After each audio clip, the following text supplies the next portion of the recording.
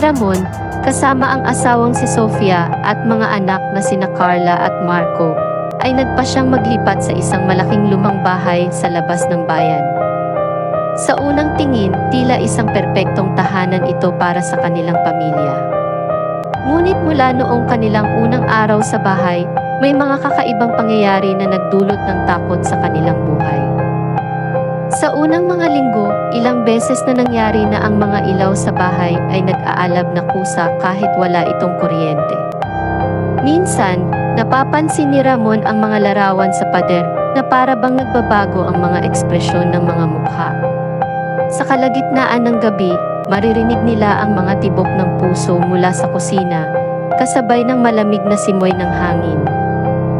Na-curious ang pamilya sa mga kakaibang pangyayari, kaya't naisipan nilang mag-research tungkol sa nakaraan ng bahay. Sa lumang aklatan, natuklasan nila ang madilim na kwento ng dating may-ari. Ito ay isang mangkukulam na pinagtataguan ng mga tao. Hindi inalis ang mga itim na salamangka at mga gamit sa pagtawag ng masasamang espiritu. Habang lumilipas ang mga araw, mas lalong dumarami ang mga hindi maipaliwanag na pangyayari. Sa mga tanyag na gabi, naririnig nila ang mga boses ng mga bata na parang naglalaro sa labas ng kanilang bintana. Napapansin din nila na may mga aninong parang patuloy na sumusunod sa kanilang mga galaw sa bawat sulok ng bahay.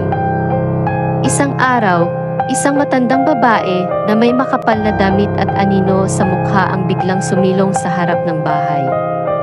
Sa di mabilang na pangyayari, napagtanto nila na siya ay isang mangkukulam at kamag-anak ng dating may-ari ng bahay.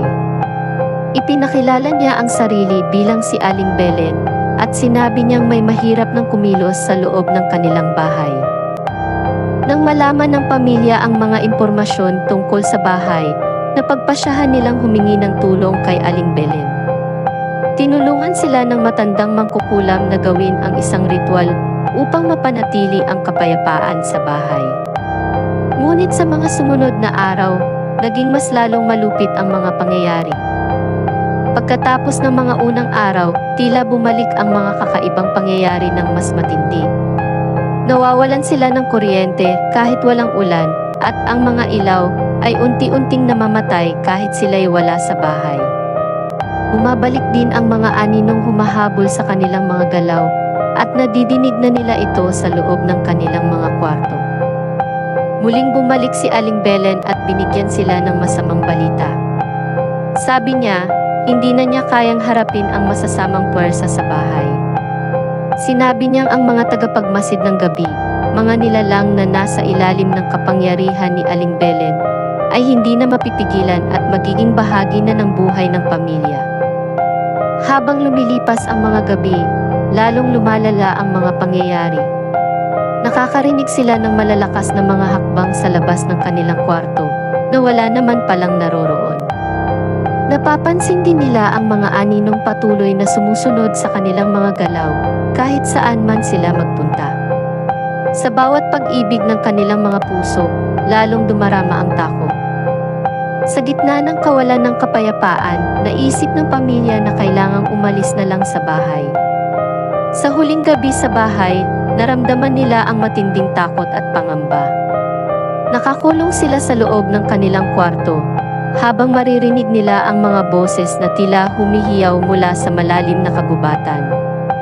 Nang dumating ang umaga, naiwan na nila ang kanilang tahanan, ngunit ang takot ay nanatili sa kanilang puso. Hanggang sa kasalukuyan, hindi pa rin nila matukoy ang toto. Ano masasabi niyo kwento ng bahay sa bayan? Mag-iwan ng komento at paki-follow na rin.